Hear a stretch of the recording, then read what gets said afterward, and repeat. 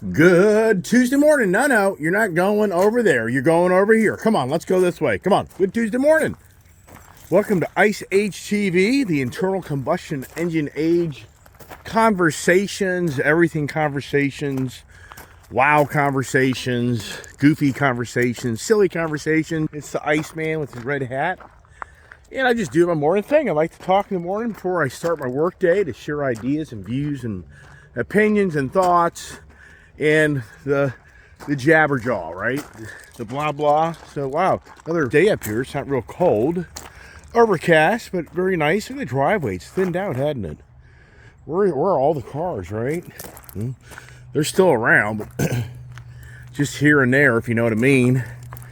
So my goodness, time. Jesus Christ, man, time. Just never enough damn time. Like the morning just gets away from me. Get out of bed and shower, eat breakfast, do this, do that. Got to get to work, got to get the day going, and I think I got to talk about today. And I thought to myself, I'm going to talk about Bill. I think Bill is probably one of the strongest names in the world. And somebody may be like, Bill? What's Bill? I mean, Bill, the man? No, Bill, like a bill, like you get a bill car payment. You get a bill for your motorcycle payment. You get a bill for your electric bill. You get a bill for your cell phone. I mean, bills, right? That's what I'm talking about. I'm talking to bills. Like for us as individuals, we all have bills. I mean, some people that may be incredibly successful and not have much debt probably don't get many bills. But if you're crazy or they're crazy, yeah, you can probably just count a bill for everything you look at in this shop. Yeah, and out in the yard. I get a bill every month to pay to keep it. If I don't pay the bill, I don't get to keep it. And speaking of that, look at this here. Here is a Carvana car experience that I purchased back in, I believe, early September. And this car has sat in my garage for the most part.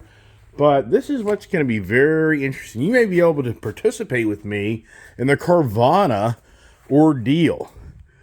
Let's see what I'm talking about. See that tag right there? That tag expired yesterday. Yes, they put like 90-day tags on this, temporary tags on this vehicle. Huh. Where's the tag? Where's my registration? Yeah. Should that be concerning?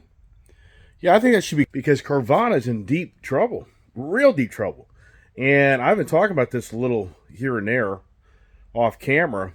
I think I'm a fiasco. This car here, did they ever pay the debt off when the person that got this car or whatever, the bank or whoever owned the vehicle, which was most likely a bank, did they ever pay the debt to get a clean title for them to hold the debt? Because this vehicle, Ridgecrest, the financial division of Carvana, over there, which that deal went through fine. There was no issues of me getting. It took a little time to get the tag. So in that scenario there, they did have to send me a new 30-day extended registration on my Carvana Toyota 4Runner I bought. Just walk out here real quick just so you see what I'm talking about. And so that all worked out. But I'm more concerned right now with Carvana laying everybody off. So I just laid off like half their the blue collar guys, the guys that do all the work. Hey, how do you like the red hat? You know, colors. See, colors, I've told you this in other videos. Colors, your colors as the red hat, show off as good as, say, my John Deere, like green hat. Do I look better in my John Deere hat, okay, than the red hat? Yeah, so, and put that on. And does that make me look a little goofier? So I look goofy, but I look goofier with different styles of hats, right? So, yeah, so that car there, I've been paying the bill to Carvana to own that car. And what if they never get me a registration and a clean title? What do I do then? What's my actions? Yeah, that's going to be a fiasco. Here I'm trying to close the doors. Always with my coffee in my hand. And Not my dog's waiting for me to go to work. Oh my goodness gracious. So I got to think of myself this morning. Why don't we talk about bill? And bill is just such a broad meaning, because you get a bill for services or goods rendered, and detailed thing. Like I get an electric bill here. I mean, I don't know. I always question Dominion Power's energy bill, but this property is at least $500 a month. That's how much it costs me to my electric bill here. Sometimes in the winter months it's $700. Give me $900 in 1 month for this property. I mean, beyond believable. And I really believe that something ain't right, but yeah, whatever. Yeah, you'd be like, yeah, but you get that property, and yeah, but I'm not running 220 stuff all day long. I don't have welders and cutters and plasma, and I'm not doing, anyways, yeah, I get a bill every month from Dominion Power. And I'd say things, what I say to people all the time is, if you didn't have bills, would you get up in the morning and go to work? I mean, people are so driven by money, meaning they have to make an income to pay their bills.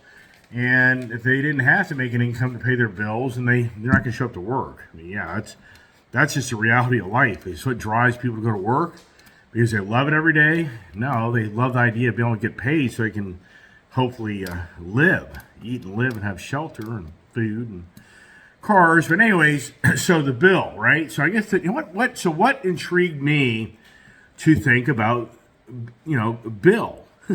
Yeah, Bill. Right, I'm sure if anybody out there is named Bill, it'll take the wrong way, but you got a powerful name. And they say that a man that has 3-letter name, or a very short, they say if your name is like Joe, Joe, or maybe even like Bill, they say people that have very short names tend to be more confident. They seem more, even can be successful, because their first name is just just a few letters. I don't really know what that's all about, but I read that years ago, and I'm like, okay, well, whatever. So anyways, the whole point is bill. Well, as we know, we have bills, and we have to pay bills. But at the same time, we know that a bill will be sent to Parliament for the governing bodies to make laws. And sometimes the bills get passed, sometimes the bills don't. And it's pretty incredible. Even for me, you're no different than me, meaning we have to get up every day and go to work. We have to take care of family. We have to take care of our own challenges. We don't have time to be sitting downtown and, arguing with others and voting with others on what makes sense and doesn't make sense on all these bills. Because if you look at the bills that have been passed, we'll just use the automotive industry, because this is an automotive channel, even though I'm sure some question that sometimes. But, well, if you just saw the cars and trucks and motorcycles I have sitting around my property, okay, whatever. So, I don't like that stuff. I'm not a crazy man that has financed everything to the hilt. Yeah, right. Yeah, that's who I am. I'm a wild man, and I've been like that my whole life. So it's nothing new. Anybody watching my channel, I think it's funny. Some people just kind of glimpse at my channel. They just think I'm this multi-millionaire that everything just owed. I'm just like, I'm the big like entertainment guy that makes so much freaking money. I can just go to anywhere at any time and drop $1 million and buy something.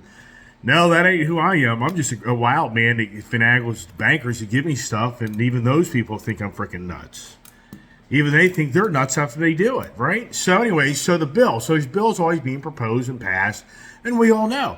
One, bill that's been a never-ending bill is the automotive industry's had many, many bills that have been passed that regulate their industry. You can go back to the 60s and 70s. You can go back to the Ralph Nader days that, that bills were passed, that people had to wear seat belts, and then the bills were passed where eventually they had to have airbags. Bills have been passed now where they want, the safety of the vehicle to have crash avoidance. So there's bills that are being passed and regulations. There are bills related to vehicles, because you can buy a car over in Europe that may not pass the standards of the bills that have been passed to come to this country. That is a challenge. Some people go to Europe and they think they can bring this car back to this country. unbeknownst to them at that time, and then they try to ship it here, and they won't pass the bills that have been passed that regulate how cars are allowed to be driven on our roads, and then you can go to the green agenda of all the bills that are being passed for the EPA guidelines, where the vehicles manufacturers have to have like a flat line average fuel economy to meet their mandates as they evolve to a cleaner manufacturing of vehicles.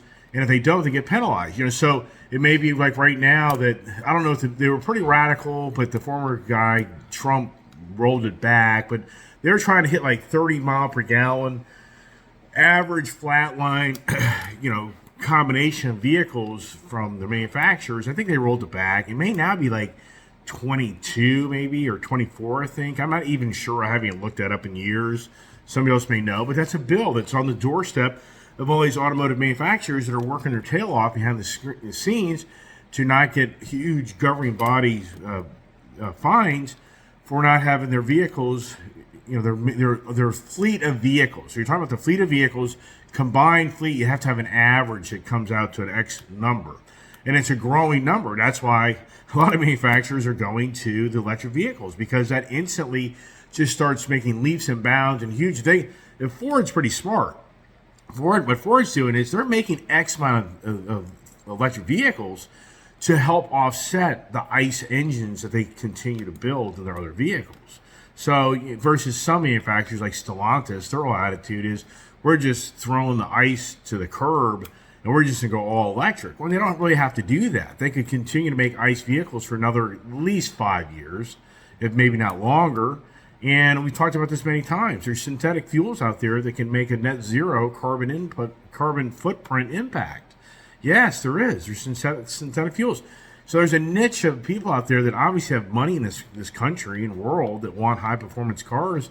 And I can pretty much assure you that if some of these people are told that you could buy a 1,000 horsepower Hellcat that's still an ICE vehicle, but you have to spend $5 to $7 a gallon for synthetic fuel in it, I guarantee you that people would buy these things, because most people buy these Hellcats. And that's the irony, which I always mean to bring up about the green agenda. The irony of these high performance cars that are built, majority of these cars never get driven that many miles. I mean, so it's like the message is, even though the car isn't as fuel efficient as the Toyota Prius, the Hellcat in 10 years may have 30 to 50,000 miles on it. Maybe. The Prius will probably have 200,000 miles on it, 150,000 miles on it. And even more so, there's a lot of Hellcats and GT500s. They may 10 years from now only have 10,000 miles on them. So they'll never create the carbon footprint impact that is, so-called being calculated on these vehicles. So it's ridiculous. You pay a gas guzzler tax on a vehicle. I can guarantee you, if you could round up every GT500 owner, every Hellcat owner, every ZL1 owner, every gas guzzler taxed high-performance vehicle, and you could find out the average mileage per year, I would be one to venture it would come in the 3,500 to 5,000 mile average per year. I could guarantee it. There are so many people who have these cars sitting in their garage and don't drive them. So but once again, it doesn't work when you have bills being passed. That thought process is never talked about, and they don't want to talk about it because they want to charge the gas guzzler tax, and they want the bill to force the manufacturers to go to a net zero carbon footprint. So so there's one bill that was passed. Here's a bill that was passed for Elon Musk to reap billions of dollars. They passed a bill that said that if car manufacturers want to buy Tesla carbon footprint credits from him being net zero, which he really isn't. I mean, it's so ridiculous. If you think this through, so you're an automotive manufacturer such as Dodge, and you're having to pay Tesla, $500 million this year because you didn't meet the carbon footprint guideline. Well, meanwhile, Elon Musk is out there creating electric vehicles, and the carbon footprint that's created to make these vehicles is massive. So his vehicles What I read years ago, and so you can double check it, but what I read years ago is a Tesla car. You have to own that car 40 plus thousand miles before you actually then are so-called not a carbon footprint contributor, because the vehicle took X amount of carbon footprint to make it. So so one aspect, it's like Elon Musk is making tons of electric vehicles, and that's creating huge carbon footprint.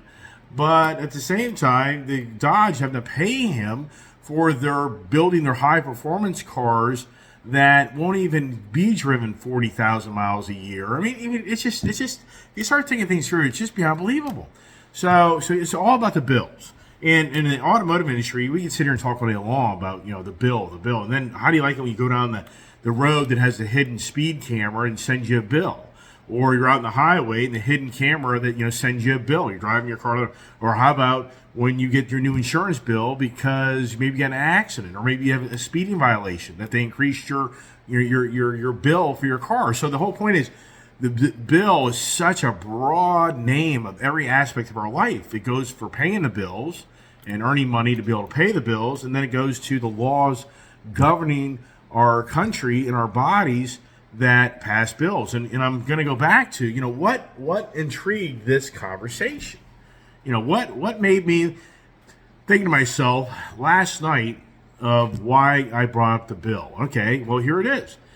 I read this article about how the Respect for Marriage Act. So if anybody's out there following the politics, Respect for Marriage Act is a bill that may just go through, and what it's about is that you don't have to be a man and woman to be recognized in marriage. And this has been an ongoing argument for years and years. And so that's what kind of intrigued me to think about the bill, because this is a bill that's being, it's always both sides of the equation. And here on my channel, I'm not here to be, against anybody's views and ideas. That isn't what I'm trying to do. I'm just trying to share with you where did my thoughts come from when I said to myself, well, why? The bill. So that's what started this idea in my brain to start talking about the bill. But here's the thing that I think is interesting. And once again, I am not here by any means to belittle anybody, be critical of anybody, but you just have to think things through. So what's going to happen is, and you're hearing, and for me, I'm not the expert politician, the expert lawyer. I'm not, I could be reading things and maybe I'm not reading what I'm reading. Who knows? Because they have the language. Anybody starts reading lawyer talk and law talk, and you start reading all the Greek interpretations or whatever, how they rewrite it. And so what the bill is saying is that if this bill goes through, the Respect for Marriage Act, it would be a bill that allows man and man or woman to sue a religious communities. I'll just kind of say it that way, to force them to allow them to be married in a church. So if a man or a woman picked a church that they want to be married into, they would have the right to sue that denomination, that church, to have them have a religious ceremony. And I just think, wow. I mean, does this make any sense to me? It's like, okay, and don't get me wrong. I mean, I'm not here preaching. I'm just here sharing ideas. So, and I like to hear ideas, sincerely. People reached out to me yesterday. A great guy that watches my channel. He reached out. He said, "Hey, man, the HOSS package, the HOSS package for the Wildtrak, that's not about the 3.0 motor. That's about a different suspension." So here I'm thinking, because I said yesterday, I have not been following. I have my Bronco. I mean, in all reality, I bought my Bronco Wildtrak, loved that thing. I was pretty much done of having to read every little detail about Broncos or the future Bronco. I didn't want a future Bronco. I was very, very, extremely happy with my Bronco, to the point I had to stop driving it. I love driving things so much. That thing had close to 11,000 miles when I traded it in, and I didn't even barely drive that thing. I mean, so that thing would have had 20,000, 30,000 miles on it if I really drove it in place of other vehicles. So anyways, the gentleman, and what I'm saying to you is, I've read things or hear things and then maybe I misinterpret them. And so he reached out. I gotta get a cup of water. My throat is dry. Hold on here. Yeah, you drink that coffee, drink that coffee in the morning. It's good stuff, but it irritates the GERD. So it's either get the coffee, get the caffeine in you, or you don't. But anyways, so the whole point is, If you know something better than I know, that's fine. Make a comment. Hey, that Respect the Marriage Act isn't what you're saying to people. Okay, great. I'm glad you brought that to my attention. I'll be sure to mention that next time. But my understanding now is if the bill gets passed, it's going to open the door for religious communities to be sued. And it's going to maybe, and this is where it kind of gets the radical side, where the real opposers to this is the religious community is going to get taken away the nonprofit tax capability, and the religious communities could be shut down on some of the gospel they talk about. I don't know. I'm just sharing information of what I've read, and the reason I'm bringing it up is because it's all about the bill. This is a bill that's getting ready to be passed, and then at the same time I think to myself, does this make any sense? And help me out, anybody. So the Bible says that God recognizes marriage between a man and a woman. And once again, I'm not here to be critical of anybody's lifestyle and choice. I'm not attacking you. I'm just sharing with anybody else how you think. I'm just asking for somebody else's, hey, Iceman, but you're right on that, but you're wrong on this. And that's fine. Okay, so I think to myself, God recognizes the marriage between a man and a woman. I don't know of anything written in the Bible, or I was never taught growing up, that God recognizes the marriage between a man or woman and woman. I never have seen that. I've never been told that was actually recognized by God. I could be wrong. I don't know of that information. And that's why the churches look at it as a sacrilegious type of activity that you would do in their church. That, it's that God, you have people wanting to sue the church to force a marriage, but the religion and the Bible doesn't recognize that as an official marriage. So what I'm thinking to myself is, why would you have to go to church to get married as a man and a man, or a woman and a woman? Why can't you just go and do it outside the church or whatever? I mean, I don't know. It gets way too heavy. And for me as a person, I don't want to come across, I have gay friends, lesbian friends. This is not about me attacking anybody. It's about me trying to figure out a bill that's getting ready to be passed, and that's just not who I am. I'm not a person that is critical of others. That's just that's not who I am. Some of my best friends have been gay. I mean, so this is not me attacking anybody. This is me just trying to say to myself, how do you process information? How do we process information? And why this to me is so important more than ever at the age of my life is because our governing bodies are passing bills and laws that you just scratch your head that what is going on? Why is this happening? So, once again, my sincere apology to anybody that is gay or lesbian and doesn't like that conversation. It's not a target towards you. It's me asking you is what's going on? I don't understand why the governing bodies want to open the door to start suing churches. And I don't understand why governing bodies want to take the nonprofit tax exemption status away. Why does the governing body want to take away potentially some religious readings that are read taken away? That's what I'm trying to figure out is what's going on. What's the underlying goal? There's something bigger behind this, okay? So it isn't just to me thinking, okay, you have a religious ceremony of a man or one woman, but there's something more driven behind this bill. So it's something for people to look at and investigate. So now let's go back to Carvana. For Carvana, think about this. This is something that really intrigued me. During the pandemic, I went through incredible. We're going to change back to car conversation. So it's not, some people really like my channel, but I think some people kind of get turned off once I get in these conversations, and I understand that, and I get it. You don't have to watch this video, but I think some really do like these type of conversations. I just like to think about outside the box, think and talk and hear others' views. And so let's just go back to the automotive side. This is really intriguing to me because for me, we realize it or not, when the pandemic came in, my industry that I'm in, I'm in the fuel industry, so if anybody's kind of following me, I'm associated with the fuel industry. So when the fuel industry got killed from the pandemic, if everybody's sitting at home, if the fuel industry, I've said it many times on my channel, the barrel of oil went to like negative $30 a barrel because nobody was driving anymore. The whole industry, the whole transportation sector went kaput. So for my business and industry, I got destroyed. I had 18 months of incredible financial havoc, And you know how I talk about pray for a miracle?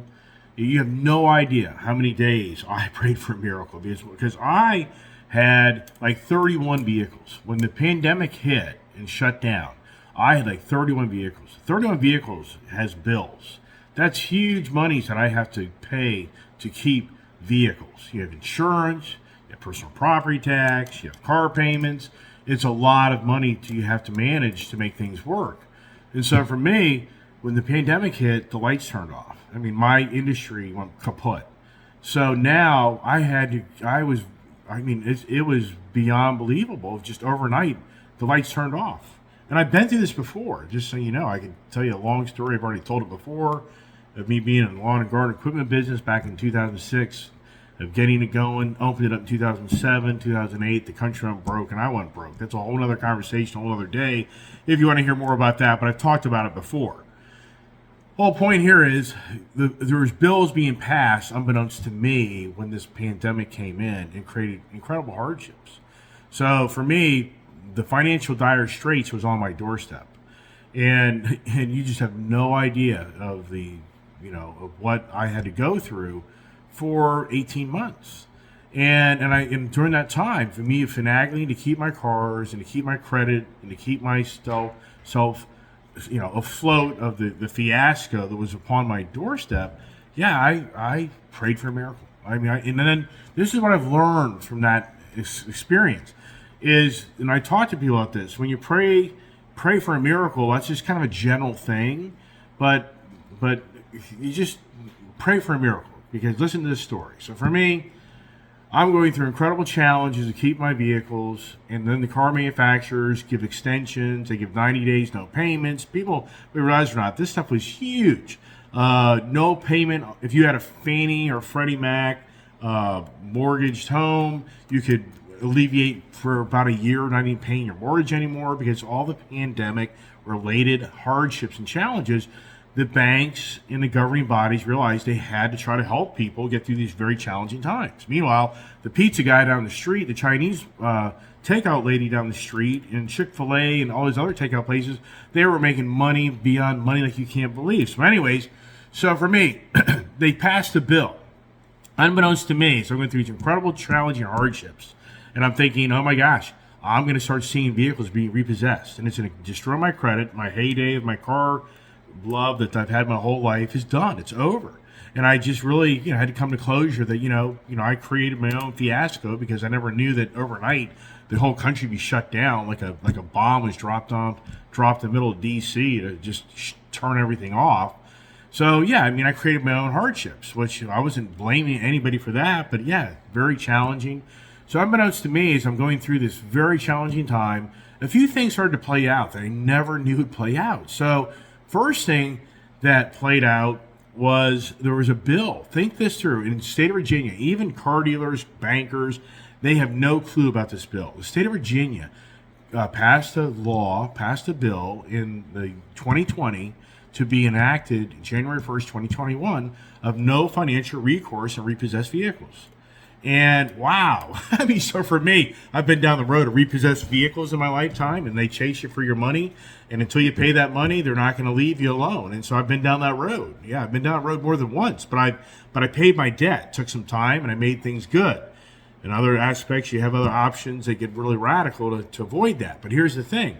So the state of Virginia, why did the state of Virginia pass a law that said anybody that has a car repossessed from them, there shall be no financial recourse? This is kind of like the no-doc loans and the no-recourse home fiasco back in 2007, 8, 9, 10, where the state of Florida had no recourse. If you own a home in the state of Florida and you couldn't pay your mortgage anymore and the house is upside down, the state of Florida, the laws protected you from no financial recourse. They could not go after you.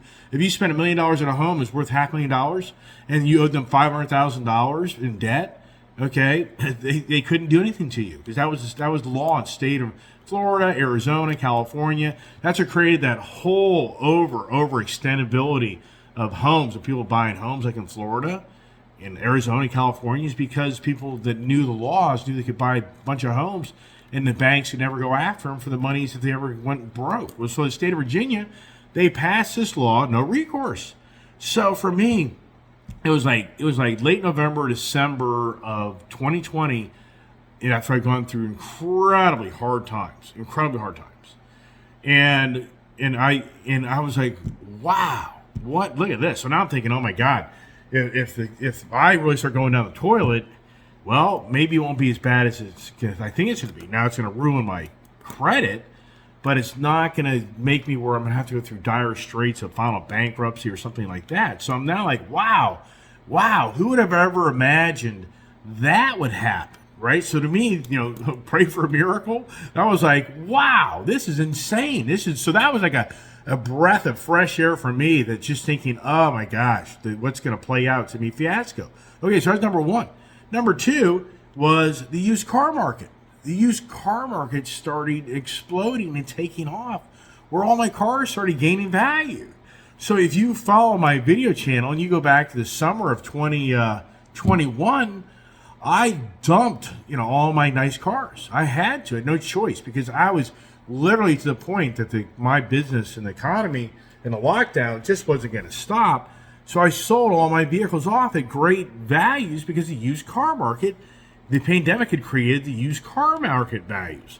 So just for me, pray for a miracle. Just because when I tell people, when you pray, you ask for things. You go to God and you want things. And you think in your own brain, you can make this little wheel go round and round, and you can figure things out and how things should play out. You don't. You can't. You won't. Because for me, what I've ever guessed when I was going through incredible hardships, that the state of Virginia would pass a law that they couldn't go after me for my vehicles that got repossessed. Nope, I never thought of that. Could I pray to God for that? Hey, dear God, please have the state of Virginia pass a law of no recourse, repossessions. Yeah, right. Would I think of that? No. Did I think of, hey, dear God, make the car manufacturers be short on chip supply so that the used cars will be more valuable than new cars because people can't buy new cars? Would I ever thought of that? No. Okay, so that's what I say when I say pray for a miracle. There's just one instance in my life that I can tell you that played out. And that's what I try to explain to people. You go to God and you pray and you try to tell God how to do things. It doesn't work. It does not work. There's too many variables to life. Like I say all the time, 1 + 1 = 3. How the hell do we get off of that conversation, right? Well, it's about the bill. The state of Virginia passed a bill that actually protected the consumers for the financial hardships. It's obvious the phone is ringing off the hook in Richmond, Virginia, about all the people that were going broke and losing their cars. You didn't hear about the media machine. The media machine's hidden a lot of hardship stories. Have you noticed this? Have you noticed how many businesses went broke during the pandemic and the media machine doesn't want to talk about it? Is the media machine talking today about the Respect for Marriage Act? Do you even know about this? Do you even know that there's a bill going to be passed that's going to change potentially the future, governing bodies to be able to manage churches and control churches more than ever? More than ever. That's the message. That, here's another thing going down. And somebody's looking for me. You can't escape. So, all right, let me take this call. All right, busy. Got to wrap it up. Thanks for watching Ice Age TV. Stay tuned for more adventures.